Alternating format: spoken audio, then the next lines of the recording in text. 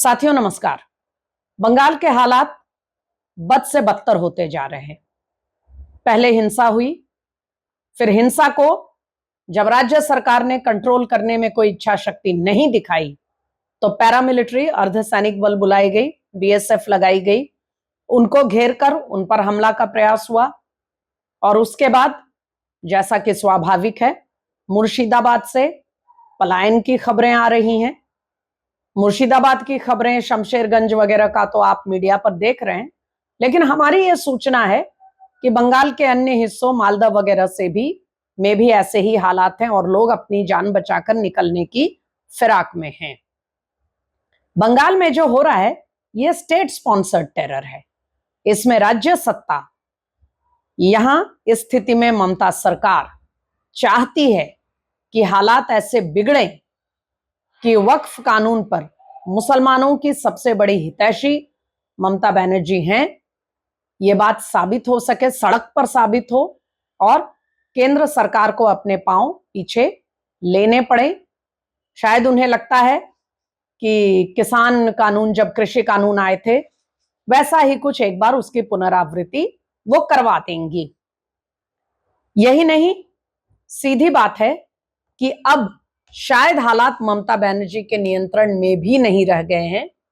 उन्होंने जिस दानव को खड़ा किया, अब वो दानव उनसे अपना हिसाब मांग रहा है और कहीं ना कहीं उनको ये संदेश दे रहा है कि हम आपके कहने पर चलने वाले नहीं हैं, आपको हमारे कहने पर चलना पड़ेगा क्योंकि आपको हमारा वोट चाहिए। साथियों, ये सारी बातें अड्डा में इससे पहले लगातार स्थितियों का आकलन हम कर रहे हैं और आप भी हमारे वीडियोस में इन चीजों को देख रहे हैं, सुन रहे हैं। हमारे अड्डा पे जो लोग नियमित आते हैं, आज का ये विशेष अड्डा खास तौर पर यह समझने के लिए है कि एक जो खेल ममता बनर्जी ने शुरू किया है कि हमारे राज्य में वक्फ कानून लागू नहीं होगा, क्या वो वास्तव में ऐसा कर सकती है? क्या संवैधानिक रूप से ऐसा कोई प्रावधान है, ऐसा कोई विकल्प उनके पास है कि संसद ने जो कानून को पारित किया दोनों सदनों में बहुमत से, वो कह दें कि ठीक है, राष्ट्रपति ने इस कानून को हरी झंडी दे दी, इसको अप्रूवल दे दिया, तो क्या हम इसे नहीं मानेंगे? और अब ये मामला सिर्फ बंगाल तक सीमित नहीं है। जैसा कि आप देख रहे हैं, मोदी सरकार का विरोध करने वाले कुछ जो विपक्ष शासित राज्य हैं, वो अक्सर एक तालमेल के साथ काम करते हुए नजर आते हैं। और इसी क्रम में ममता बनर्जी को देखा देखी अब कर्नाटक की सरकार ने भी कहा है कि हमारे राज्य में वक्फ का ये जो एक्ट है, अमेंडमेंट्स जो हुई हैं, इनको हम लागू नहीं करेंगे। हो सकता है अगले 2-3 दिनों में कुछ और विपक्ष के राज्य भी इसी बात को दोहराएं, ऐसा पहले भी हुआ है। तो सबसे पहले हम ये देखते हैं कि इस तरह का रवैया हाल के समय में और कब हमें देखने को मिला। साथियों, सबसे पहले सीएए, जो नागरिकता संशोधन कानून पारित हुआ था संसद में, वो भी संसद में बहुमत से पारित हुआ था। उसको लेकर सड़कों पर काफी उपद्रव हुआ और उसकी अंततः परिणति दिल्ली के दंगों में हुई और तब भी हर जगह प्रदर्शन हुए थे और कई विपक्षी राज्यों ने यह कहा था कि अपने अपने वोट बैंक को आश्वस्त करने का प्रयास किया था कि चिंता मत करो, हमारे यहां तो यह लागू ही नहीं होगा। यही नहीं, किसान कानून आए तो कृषि कानूनों को लेकर भी आपको पता है कि उन पर एक विरोध प्रदर्शन हुआ। दिल्ली में तो 13 महीनों तक दिल्ली की जो सीमावर्ती पॉइंट्स हैं दिल्ली के, उन पर किसानों का जमावड़ा लगा रहा। वो अपने आप में एक विलक्षण प्रदर्शन था जिसमें पॉप सिंगर्स आते थे, दुनिया की पॉर्न स्टार्स उसमें अपना समर्थन जाहिर करती थी और तमाम तरह के चीजें उसमें हुई। बहरहाल वो चर्चा बहुत लंबी हो जाएगी। बात यह है कि कृषि कानूनों पर भी एक स्टैंड लेने का प्रयास किया गया था कुछ राज्यों के मुख्यमंत्रियों की ओर से कि हम इसको पारित नहीं करेंगे।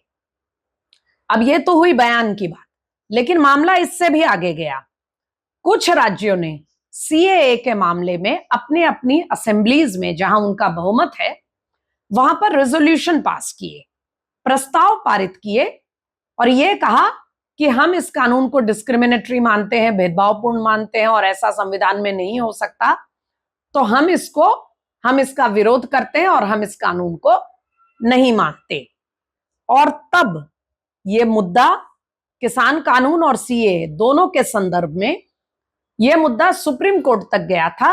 विशेष उसका जो कारण था, जो तात्कालिक कारण था, वो सीएए का मुद्दा था। और तब सुप्रीम कोर्ट ने उस समय शरद बोबडे, जस्टिस एसए बोबडे वो थे कोर्ट में, उनकी बेंच में बहुत साफ शब्दों में यह कहा गया था कि जो कानून संसद में पारित हुआ है वो कानून पूरे देश पर लागू है और हर राज्य को उस कानून को लागू करना है। किसी राज्य के पास यह विकल्प नहीं है कि वो कहे कि हम इस कानून से एकमत नहीं है, हम इस कानून से, हमारी इसमें सहमति नहीं है, तो इसलिए हम इसको अपने इलाके में लागू नहीं करेंगे। ऐसी कोई व्यवस्था हमारे संविधान में नहीं है। और तब रेजोल्यूशन का सवाल उठाया गया था उस पिटीशन में और जस्टिस बोबडे ने बहुत साफ कहा था कि रेजोल्यूशन जो है वो केवल एक सेंटिमेंट, केवल एक भावना का प्रदर्शन है, सदन की भावना का। हम रेजोल्यूशन को गलत करार नहीं दे सकते, लेकिन रेजोल्यूशन अपने आप में कोई कानूनी उसकी कोई वैधानिकता भी नहीं है और वो कानूनी रूप से उसका कोई मतलब नहीं है। कानून के लागू करने में अगर संसद ने किसी कानून को पारित किया है नियम के तहत, संवैधानिक नियमों के तहत, और कोई असेंबली इस तरह का एक प्रस्ताव, एक रेजोल्यूशन पारित करती है कि हमारी इसमें सहमति नहीं है, तो वो उस असेंबली की भावनाओं का एक रिफ्लेक्शन हो सकता है, लेकिन इसका संवैधानिक रूप से कोई मतलब नहीं है। कानून पारित हुआ है तो हर राज्य इसको पारित करेगा। और नागरिकता संशोधन कानून के मामले में तो यह विशेष रूप से महत्वपूर्ण था, क्योंकि नागरिकता केवल और केवल केंद्र सूची का, सेंट्रल लिस्ट का विषय है। किसी राज्य का इसमें कोई लेना देना न होता है और ना हो सकता है। अब आते हैं वक्फ के ऊपर अभी का जो विवाद चल रहा है। जैसा मैंने कहा, ममता बनर्जी ने एक जो सेक्युलर लॉबी है और अपने वोट बैंक को प्रसन्न करने के लिए उन्होंने तड़ाक से बयान दे दिया कि हम तो इसको लागू नहीं करेंगे। वो ऐसा कर नहीं सकती, ना उनके पास ऐसा कोई संवैधानिक विकल्प है। कोर्ट में भी जाने का कोई फायदा नहीं है, क्योंकि कोर्ट कॉन्स्टिट्यूशन से अलग नहीं है, वो केवल कॉन्स्टिट्यूशन को इंटरप्रेट कर सकता है। लेकिन ममता की देखा देखी सिद्धरामैया सरकार भी अब कह रही है कि हम लागू नहीं करेंगे। कल को और 2-3 ऐसे बयान आ सकते हैं, क्योंकि फिर इसमें कंपटीशन वाली बात हो जाती है, प्रतिस्पर्धा हो जाती है सेकुलरिज्म की, कि भाई उन्होंने अपने स्टेट के लिए कहा तो हम कैसे इससे पीछे रह सकते हैं। और ये सेकुलरिज्म की प्रतिस्पर्धा सबसे बड़ा कारण है देश को गड्ढे में ले जाने का। बहरहाल वो बहुत बड़ी बहस हो जाएगी साथियों। इस वक्त तो हम केवल इतना कहना चाहते हैं कि ये जो भी बयान आ रहे हैं, चाहे बंगाल से हो, कर्नाटक से हो, या आने वाले दिनों में कोई और मुख्यमंत्री ऐसा कहे, ये स्पष्टता हम में और आप में जरूर होनी चाहिए कि ये केवल पॉलिटिकल पॉइंट स्कोरिंग है। राजनीतिक एक लकीर खींचने और राजनीतिक रूप से कुछ अपने फायदे और अपने वोट बैंक को खुश रखने का ये संदेश देने की कोशिश है कि चिंता मत करो, हम आपके साथ खड़े हैं। ऐसा कोई संवैधानिक प्रावधान है नहीं। और जैसा कि सीएए के मामले में हुआ, तब भी बहुत सारे रेजोल्यूशन हुए थे, बहुत प्रस्ताव पारित हुए थे कि हम नहीं मानेंगे। लेकिन आज सच्चाई ये है कि सीएए के तहत आस पड़ोस के देशों से जो हिंदू सिख शरणार्थी अपनी सुरक्षा के लिए वहां से छोड़कर भारत आए हैं शरण लेने, उनको सीएए के तहत फास्ट ट्रैक में नागरिकता मिल रही है। और इसके सबसे ज्यादा जो केसेस हैं, जो मामले हैं, ऐसे एप्लीकेशंस, वो बंगाल से हैं, क्योंकि जाहिर है वहां बांग्लादेश से लोग अपनी जान बचाकर भागे हैं।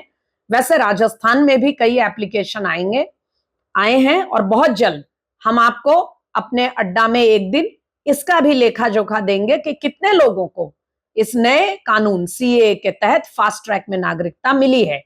तो ये जो हम लागू नहीं करने का ये जो एक लफाजी है, इसको केवल एक पॉलिटिकल पॉइंट स्कोरिंग के रूप में देखा जाए, और ना ये हो सकता है और ना किसी मुख्यमंत्री के पास ये अधिकार है। आज का अड्डा यहीं पर, हालात जैसा हमने कहा बिल्कुल अच्छे नहीं हैं, और लगातार जो भी स्थितियां होंगी हम आपसे फिर अड्डा पर चर्चा करेंगे। फिलहाल उम्मीद यही है कि पैरामिलिट्री स्थिति को काबू में करे, हिंसा को तुरंत रोके और लोग पलायन न करें, इसके लिए आवश्यक कदम उठाए जाएं। नमस्कार।